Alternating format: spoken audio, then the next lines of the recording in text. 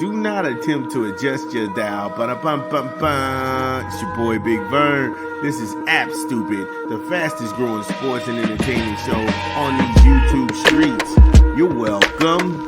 Holla at us. Holla at your boy on a beautiful Saturday. Pretty frigid here in the Midwest. It's going to be about 40 today. So if you got to get your pets out, get them out early. Get back in the house and enjoy some good college basketball as the season kind of comes to a close. March 1st, March Madness. So, like I said, it'd be cool to look at some bracketology. Our last segment, we talked about Anthony Davis. Anthony Davis finally got it, and the lights cut on about who screwed him over. We went through that, find out what we thought about his interview with the LA Times. Then before that, we talked about the real Rick Ross, Freeway Ricky, called Floyd Schofield Sr. a sucker. And him being sneaky messed up the bag. Get down on that. So, I'm going to stay in the association and talk some San Antonio Spurs basketball. Now, Greg Popovich, he tells the team he won't return this season after suffering a stroke in November. This comes out of CBS Sports and Jack Maloney. Again, Coach Popovich told the team Thursday he will not return to the bench this season. That's reasonable because the man almost lost his life at his job. And at the end of the day, at least to me, there's more important things than basketball. There's more important things than basketball. Popovich said that Mitch Johnson and his staff have done a wonderful job, and the resolve and professionalism the players have shown sticking together during a challenging season has been outstanding. I will continue to focus on my health with the hope that I can return to coaching in the future, end quote. And I mean this with all affection. Don't come back, coach. Don't come back. You've got a Hall of Fame resume, and that cannot be matched. It cannot be disputed. You are a first ballot Hall of Famer. There is nothing for you to prove by coming back to coach for the San Antonio Spurs. I know this is what you've done for all of your life, but this doesn't define you. It's not who you are. It's what you do for a living. But at this point in the game, spend time with your grandkids. Spend time with your significant other. Go on vacations. Enjoy life. Because I don't know if people listening to this pod, if they've had near-death experiences and you come out on top, that scare alone has you thinking about cherishing every moment with your spouse. No one has a near-death experience and thinks, hey, look, I just need to get healthy so I can get back to work. No. Your body's different. You moving different. You breathing different.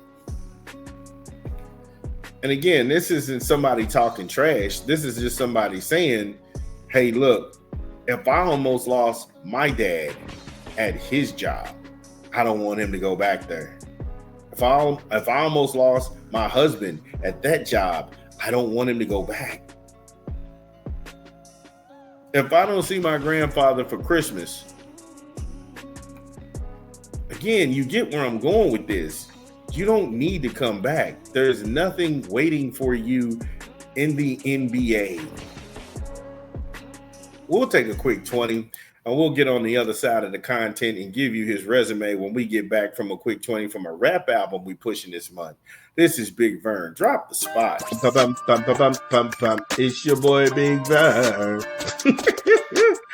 Yo, shout out to Biz Marquee. We pushing another rap album this month. Jim Jones at the church steps. Get it where you legally consume music, whether it be Apple Music, Google Play, or Spotify. My personal favorites on the track is going to be Genesis, Walking on Business, featuring Keenan Streets and Conway the Machine, Op Thought with Fabulous and Drama, B2R, Back in My Bag, and What's Going On, featuring Dave East. Jim Jones at the church steps, in stores now. Yeah, shout out to Jomo. I like the whole church steps. I thought it was dope. So when we last left off on the other side of the content, we were talking about Greg Popovich's resume. This dude is a five-time NBA championship coach. He got nothing to prove. He got titles in 99, 03, 05, 07, and 14. Countless Hall of Fame players have played for him. He's impacted not only the games, but also the lives of the players who played for him. He's very big in that community in San Antonio. There's no reason to come back, bro. There's no reason to come back. And shout out to the emergency personnel and the staff that treated him initially at the facility, because they had to act really quickly to go ahead and save this dude's life. Now, Popovich says that this has certainly been an unexpected 6 weeks for him and his family, but he wants to work together on recovery.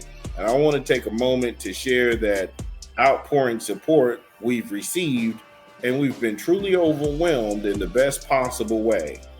I wish I could get back each and every one of you and to let you know that my family and I are forever grateful. We're thankful for our wonderful community, the entire Spurs organization, and our family and friends.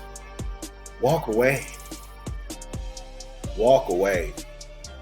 It's always hard to stop doing something that you love.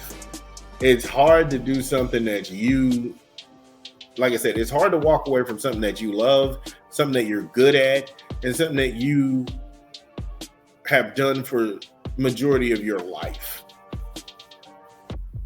And the great coaches aren't coaches. The great coaches are teachers, because you're getting taught outside of reading a pick, outside of reading a guy's defensive stance, outside of learning offenses and defenses and tempo and studying film. Those things are going to go on irregardless. But when you're teaching young men about life and you're impacting them for years to come, that's where you get the real gold at. He's achieved this. He doesn't need to come back. And as people, we get really selfish and we tend to want to hold on to things because we've gotten comfortable always seeing them. We've gotten comfortable seeing Greg Popovich always on the bench. We've gotten comfortable seeing Pop very combative at post pressers. But no, he doesn't need to come back. He doesn't need to prove anything to anybody. He needs to take this time, spend it with his family, because just say this took a left turn. Just say this took a left turn and everything that you wanted to do with your family and your significant other, you never got that chance. That is a sombering thought that you have to think. What was the last thing I told my wife before I left the house today?